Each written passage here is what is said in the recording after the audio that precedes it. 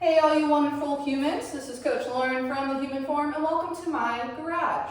Today I'm going to be going through your workout of the day. What we're going to do is we're going to start with 3 exercises, kicking it off with a single leg squat. However, if you have not done single leg squats, make sure you're focusing on a regular goblet squat. So you're going to take your kettlebell or dumbbell. We're going to hold it at your chest, upper back's nice and tight for good support. Feet a little bit wider than shoulder width or whatever's comfortable for you. We're going to engage our core. Ribs stay down, no flaring up of those ribs. Squat down to comfortable depth, driving back up. Making sure as we're doing this that we're not overarching or hyperextending our lower back. It doesn't feel good. But we're also trying not to collapse forward. You'll feel that weight start to come forward if you're collapsing. So onto those single leg squats. You can use a doorway, a pole, like a beam in your basement, unless you have a different type of pole, or anything else that's sturdy. So what you're going to do, hold on to that object, kick one leg out in front of you, use as much support from that object as you need. Walk your hands down, sit to a comfortable level for yourself, one that you can preferably get back up from.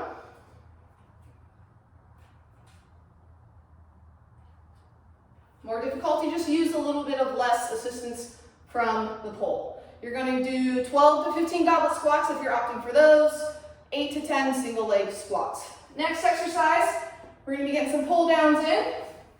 So we're going to do quadruped pull downs, which is this position here. That's our quadruped position. So what I've done is I've looped my band to my rack. Since it's a little bit close, I'm just going to grab further up on the band. So from here, I'm still making sure that I'm staying in a good bear position, basically. And pulling that elbow down. Focusing on pulling the shoulder blade down into the back pocket, okay? So you want to make sure you're not pulling that elbow under you and rolling the shoulders forwards. Trying to keep some tension on the band the whole time. We don't want slack in the band at the end of the pull there. That's going to be 8 to 10 each side. Last exercise of the A's is going to be some planking.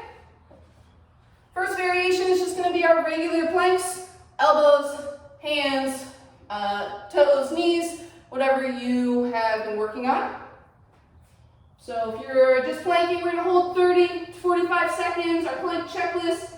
Make sure we're not dipping our hips down, so we're squeezing our glutes, ribs are down, pushing away from the floor, focusing on breathing in for a few seconds through the nose, out through the mouth for about double the length of your inhale. Again, 30 to 45 seconds through your plank. Next plank variation up is going to be side-to-side plank on the hands. First, make sure you are feeling nice and solid in a regular plank. From here, bring the opposite hand towards the shoulder, moving the shoulders and hips at the same time. Making sure as you're rotating, you're not extending the back. I don't want you ending in this opened up star position. Okay, ribs are down, glutes engaged, and shoulders and hips moving together again, meaning we're not going to move one first and then the other. Okay, so we're not going to do this. We're going to keep those in a line. Okay, next level, same thing, down on the elbows, shoulder to hand to shoulder, rotate on the elbow. Nice and stiff, opposite. All right, so if you're doing the side-to-side planks, it's going to be 8 to 10 each way. So go ahead and pause this video, crank up some music, 15-minute timer, hit as many rounds as you can in there, and then come back for your B's. Now that you have completed your first group of exercises, taken plenty of rest, grab some water, pet your dog or cat, we're going to start you off with some banded bent over rows. So what you're going to do, so you're going to take one end of the band, loop it so it's nice and secure under your foot, take the other end of the band, set up in a slightly staggered stance here. The more resistance you want, spread your feet further apart. And what I'm going to do is I'm going to reach across here and I'm going to perform a row. So still focusing on shoulder blade coming back as my main movement. Focusing on, as Jeff would say, finding that lat, making sure we're not shrugging that movement. We're going to do 12 to 15 there. Next exercise is going to be a bridge. So first variation is going to be our feet elevated bridge. Whatever you have available to use. You're going to set your heels on that object. Goodbye, Chuck. From here, find the glutes and hamstrings first. So I'm in a nice little tuck here. Pelvis is off the ground, keep that engagement. As I lift my hips towards the ceiling and control it back down. You can also put the bottom of your feet on that object.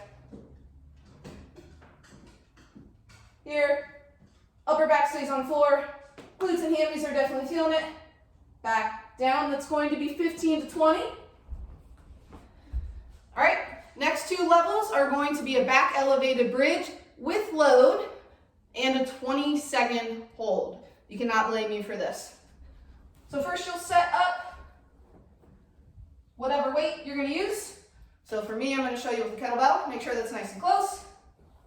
Set my upper back on your surface. Kettlebell is on the hips wherever you find comfortable. We're going to lower your hips down. Woo! Make sure your object doesn't slide. Engage glutes and hamstrings, tucking and driving hips up towards the ceiling. And I'm holding for 20 seconds, focusing here. You'll feel some hamstrings too. Make sure you're not arching your back. So ribs are staying down and you're breathing. Should be feeling some shaking here, okay? Back down.